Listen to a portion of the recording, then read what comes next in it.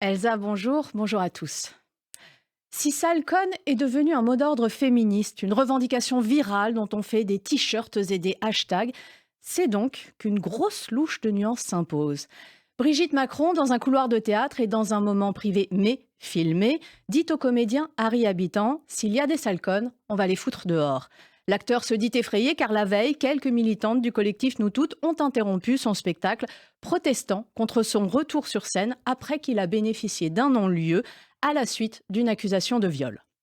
Prenons les choses dans l'ordre. Est-ce que pareille déclaration publique venant d'une première dame est admissible? Non. Est-ce qu'il s'agissait d'une déclaration publique? Encore non. Que celui qui n'a jamais parlé ainsi en privé lui jette la première pierre. Mais est-il normal que ces propos, tenus devant un photographe qui ne se cache pas de filmer, choquent? Oui. Est-ce qu'elle aurait dû immédiatement s'en excuser sans tant attendre? Encore oui. Une fois l'essentiel dit, il convient de s'interroger. De qui Brigitte Macron parlait-elle? Parlait-elle de toutes les féministes, comme c'est désormais martelé, ou de ces quelques-unes qui ont interrompu le spectacle, celles qui, ce faisant, vont à l'encontre du respect dû à la chose jugée, qui nous permet à tous de vivre en société? N'y a-t-il pas d'autre façon de déplorer les chiffres effrayants des plaintes pour viol qui n'aboutissent pas, faute de preuves? D'autres façons de regretter le discours paternaliste d'Harry Habitant qui déclare pardonner à celle qui l'a accusé au moment même où ressort une vidéo de lui embrassant de force une ancienne Miss France? Que ces féministes vent debout contre Brigitte Macron s'interrogent aussi sur le possible ressentiment d'une femme victime d'un cyberharcèlement mondial et sexiste pour laquelle elles n'ont pour la plupart jamais eu un mot de soutien. Aucun «je te crois» quand tu dis que tu es une femme, pas de nous toutes avec toi. Et gageons que cette polémique, instrumentalisée à l'envi, ne sert à rien et surtout pas à la cause des femmes.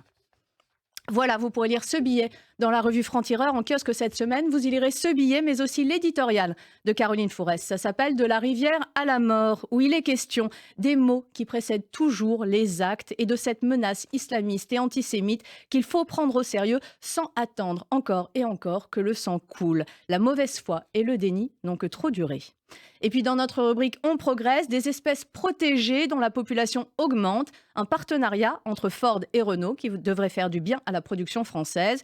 Et consommer du chocolat pour mieux vieillir, c'est désormais scientifiquement prouvé et c'est réjouissant.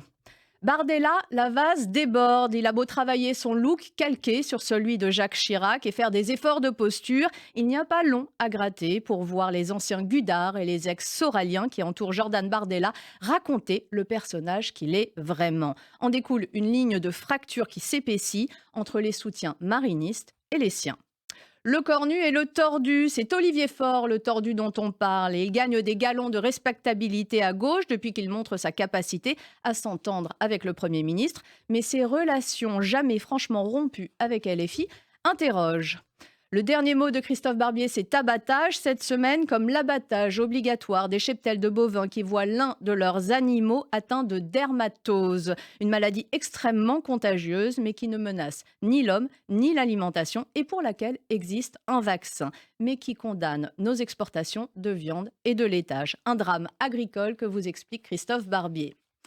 Entrisme islamiste, République infiltrée, c'est notre grand dossier cette semaine tristement d'actualité et il est signé Michael Gagnet. La commission parlementaire visant à étudier les liens entre les partis politiques et l'islamisme fait un constat sans appel. Le risque terroriste demeure bien réel et l'islamisme progresse insidieusement. S'il n'y a pas de lien structurel ou financier clairement établi entre partis et entrisme, la commission pointe LFI et les écologistes. On n'est pas étonné. Et c'est aussi la une de notre journal cette semaine qui titre Entrisme islamiste, mortel déni. Une commission parlementaire alerte, les chefs de parti concernés nient.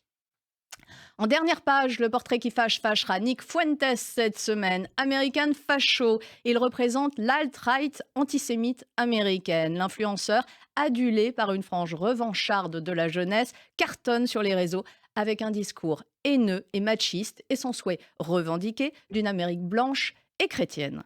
Plein de choses encore dans ce numéro 214 de Franc-Tireur et l'édito de Raphaël Enthoven. À mots ouverts, la vertu du courage, c'est son titre, et qui nous parle d'Ahmed Al-Ahmed, cet héroïque musulman de 43 ans qui a désarmé l'un des deux terroristes de Sydney et prouvé que l'antisémitisme est l'affaire de tous. À quoi ça tient, le courage? En sommes-nous tous capables? Et pourquoi Hannah Arendt a raison de dire que le courage implique, je cite, le choix du monde plutôt que celui de la vie? C'est la réflexion à laquelle se livre Raphaël Enthoven cette semaine.